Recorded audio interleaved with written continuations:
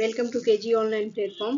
आई hope आप सभी अच्छे होंगे और आप अपनी कमिंग एग्जामिनेशन की तैयारी बहुत अच्छे से कर रहे होंगे। Myself Gunjan here and आज हम लोग कुछ इम्पॉर्टेंट MCQ देखेंगे जो आपके coming exam CSIR net life sciences दिसंबर 2025 के लिए बहुत इम्पॉर्टेंट होने वाले हैं। तो आज मैं यूनिट 2 यानी सेल बायोलॉजी से कैंसर सेल से कुछ इम्पोर्टेंट MCQ लेके आई हूँ जो आपके दोनों सेक्शन के लिए, सेक्शन बी और सेक्शन सी के लिए बहुत इम्पोर्टेंट होने वाले हैं। तो प्लीज़ पूरे वीडियो में बने रहिए, पूरे वीडियो को ध्यान से सुनिए और यदि आपके पास कुछ डाउट्स है तो आप उसको कमेंट बॉक्स में लिख सकते हैं। देन आपके कुछ क्वेरी हैं तो भी आप उसको कमेंट बॉक्स में लिख सकते हैं। तो यदि आप चाहते हैं कि मैं ऐसे ही अच्छे वीडियो लेके आऊँ और आपके लिए हेल्पफुल रहे तो please go through it and like, share and subscribe. So without wasting time आज का हम ये सेशन स्टार्ट करते हैं। Let's start. आपका पहला क्वेश्चन है,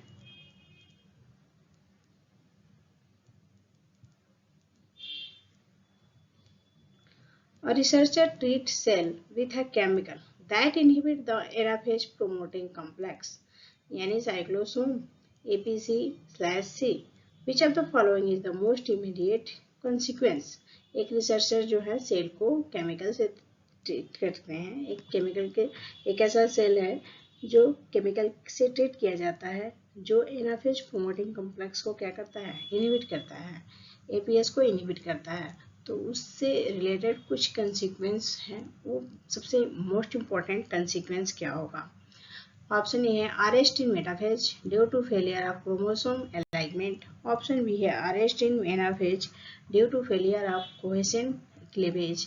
ऑप्शन सी है arrest in metaphase due to failure of separase activation and option D है exit from mitosis without chromosome segregation. So option C जो है वो करेक्ट है, arrest in metaphase due to failure of separase activation. Separase एक enzyme है, सेपरेज activation की वजह से ये मेटाफेज में ही क्या हो जाते हैं, अरेस्ट हो जाते हैं यदि सेल को केमिकल के साथ ट्रीट किया जाए तो देखते हैं कि arrest in metaphase due to the failure of separase activation. तो इसके भी देख लेते हैं। APC और C ubiquitous securin targeting it for degradation। जो APC ubiquitous securin है वो इसको डिग्रेड करने के लिए टारगेट किया जाता है। Degradation of securin release and activate separase clips cohesion allowing sister chromatids to separate and anaphase to begin। यहाँ पे anaphase begin हो जाता है। Inhibit APC और C would prevent the securin degradation। जैसे APC और C इनहिबिट होता है वहाँ पे सेक्यूरिन का डिग्रेडेशन होने लगता है। Keeping separase inactive and cohesion intact. यहाँ पे सेपरेज जो होता है इनएक्टिव हो जाता है और कोहेशन जो होता है इंटैक्ट हो जाता है, thereby arresting the cell in metaphase. और ये जो पूरे प्रोसेस होते हैं कौन से स्टेज में होते हैं, मेटाफेज में होते हैं। सो ये आपका होल एक्सप्लेनेशन है दिस क्वेश्चन का। Now moving to next question. आपका अगला क्वेश्चन है, द रेटिनोब्लास्टा प्रोटीन जिसको शॉर्ट में RB कहते हैं is inactivated in many cancers. What is the direct molecular consequence of RB inactivation? अब यहाँ पे कह रहा है कि रेटिनोब्लास्टिना प्रोटीन जो है वो बहुत सारे कैंसर सेल में इनएक्टिवेट होता है। तो what is the direct molecular consequence of RB inactivation?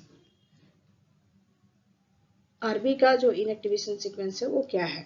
पहला A uncontrolled activation of the DNA damage check point. Option B है constitutive transcription of E2F responsive gene। Option C है inhibition of cyclin DCTK4 by 6 complex formation and option D है stabilization of the P50 through tumor suppression protein। So correct answer जो है option B है constitutive transcription of E2F responsive gene। constitutive transcription of E2F transcription gene। इसी की वजह से जो है मॉलिक्यूलर कॉन्सिक्वेंस रेटिनोब्लास्टोमा का इनएक्टिवेट हो जाता है। Now moving to next question. आपका अब इसमें कुछ एक्सप्लेनेशन है। Retinoblastoma normal function is to bind and inhibit the E2F। जब नॉर्मल में होता है तो E2F से बाइंड होता है और उसको रोकता है। Transcription factor when RB is inactivate, जब रेटिनोब्लास्टोमा जो है इनएक्टिवेटेड होगा बाय हाइपरफॉस्फोराइलेशन और म्यूटेशन, यानी जब इसमें म्यूटेशन हो जाए या हाइपरफॉस्फोरिलेशन हो जाए, it can no longer bind to ETF। जैसे ही इसमें म्यूटेशन होगा या हाइपरफॉस्फोरिलेशन होगा या ETF से बाइंड नहीं होगा, and this lead to ETF being considerately active, और इसकी वजह से ETF जो है एक्टिव हो जाएगा, promoting the transcription of gene required for S phase entry, और वो उस जीन को एक्टिवेट करेगा जिससे वो एस फेज में एंट्री कर ले, लाइक साइक्लिंग ई DNA पॉलीमरेज। साइक्लिंग ई DNA पॉलीमरेज को ये क्या करेगा, प्रमोट करेगा और उससे ये एस फेज में एंट्री हो जाएंगे ड्यूरिंग अनकंट्रोल्ड प्रोलिफरेशन, और इससे क्या होगा, अनकंट्रोल्ड प्रोलिफरेशन स्टार्ट हो जाएगा। तो ये थे questions. Now moving to next question. आपका अगला क्वेश्चन है, a cell line has a homozygous loss of function mutation in the gene. A cell line has a homozygous loss of function mutation in the gene encoding P21 CK1, which checkpoint is most severely compromised। कौन सा check point जो होता है most severely compromise होता है? Option A है spindle assembly check point, option B है G2M check point, option C है M check point and option D है G1S check point. So correct answer जो है ऑप्शन डी है, that is the G1S check point. अब P21 is के cyclin dependent kinase inhibitor होता है, जिसको हम CK1 कहते हैं, that transcriptionally activated by P53 in response to DNA damage, जो DNA डैमेज के दौरान P53 के द्वारा एक्टिवेट होता है। P21 inhibit cyclin E CDK2 complex, halting the cycle at the G1S checkpoint to allow for DNA repair. Without P21, this DNA damage induced arrest is compromised and cell with damaged DNA can proceed into S phase, और जो cell damage होता है वो S phase के लिए proceed कर लेता है। तो यहाँ पे पूछा था कि cell line has homozygous loss of function mutation in the gene encoding P21, which check point is most severely compromise. यहाँ पे कौन सा चेक पॉइंट जो है वो कॉम्प्रोमाइज करता है? तो आपका जो करेक्ट आंसर है option cyclin A CDK2 complex. Now moving to next question. आपका अगला क्वेश्चन है, the drug palbociclib is used to treat certain breast cancer। palbociclib जो होता है ब्रेस्ट कैंसर के लिए यूज किया जाता है। It is a specific inhibitor of CDK4 and CDK6, और ये palbociclib जो है CDK4 और CDK6 का इनहिबिटर है। What is its primary mechanism of action. अब इसका प्राइमरी मैकेनिज्म ऑफ एक्शन क्या है? ऑप्शन ए है to prevent the degradation of S phase cyclin, option B है to inhibit the phosphorylation of retinoblastoma protein, option C है to activate the P53 dependent apoptosis pathway, and option D to promote the assembly of the pre replication complex. So correct answer जो है option B है to inhibit the phosphorylation of retinoblastoma protein. Retinoblastoma protein का जो है phosphorylation को inhibit करता है। Now इसका एक्सप्लेनेशन अब है, cyclin CDK4/6 complex phosphorylate and inactivate the retinoblastoma protein. By inhibiting this CDK, palbociclib prevent retinoblastoma phosphorylation. Hypophosphorylated retinoblastoma remain bound to E2F, preventing the expression of the gene required for the G1S transcription and S phase entry, thus arresting cancer cell in G1 phase। अब यहाँ पे जो cancer cell है वो G1 phase में arrest कर लिया जाता है। Now moving to next, आपका अगला क्वेश्चन है, according to the Knudson two hit hypothesis. ये बहुत इंपॉर्टेंट क्वेश्चन है। According to Knudsen two-hit hypothesis, which type of the gene does it apply to and what is the mutational pattern. अब कह रहा है कि किस तरीके का जीन जो है अप्लाई होता है and what is the mutational pattern. अब इसका mutational pattern क्या है, किस कौन सी hypothesis में, two hit hypothesis, Knudsen two hit hypothesis. Option A है oncogene, a single dominant mutation is sufficient. Option B है tumor suppressor gene, mutation in both allele are required. Option C है DNA repair gene, a single recessive mutation is sufficient. And option D है proto-oncogene, a single amplification event is required. तो correct answer जो है option B है tumor suppressor gene, mutation in both allele are required. tumor suppressor gene जो होता है वो दोनों एलील के लिए जरूरत होता है. इस तो एक्सप्लेनेशन देखें. Knudsen hypothesis derived from the studying the retinoblastoma state that form tumor suppressor gene. Inactivation of both copies allele of this gene is required for the loss of growth of control, and this is recessive trait at the cellular level. And the first hit can be germinate mutation and second is somatic mutation. जो पहला hit है वो जर्मेलिन mutation को hit करता है और उसका जो सेकंड प्रोसेस है सोमैटिक म्यूटेशन को भी शो करता है. तो यही होता है Knudsen टू हिट हाइपोथेसिस में. ट्यूमर सप्रेसर जीन जो होते हैं उसमें म्यूटेशन जो होता है दोनों में होता है, बोथ एलील और जो होते हैं रिक्वायर्ड होते हैं. Now moving to next question. आपका अगला क्वेश्चन है what would be the fate of the cell that has mutation making its cyclin B arrest to proteolytic degradation. What would be the fate of the cell? अब cell का fate क्या होगा? That has mutation making it cycling be resist to proteolytic degradation. Option A है the cell would be unable to enter mitosis. Option B है the cell would undergo premature chromosome condensation. Option C है the cell would exit mitosis but fail in cytokinesis. Option D है the cell would be arrest in late mitotic state. So correct answer जो है option D है the cell would be arrest in late mitotic state. The degradation of cyclin B by the APC or C is essential for the inactivation of CDK1. अब कह रहा है कि cyclin B का जो डिग्रेडेशन होता है APC और C के द्वारा वो CDK1 को इनएक्टिवेट करता है which is necessary for existing mitosis, जो माइटोसिस के लिए बहुत जरूरी है.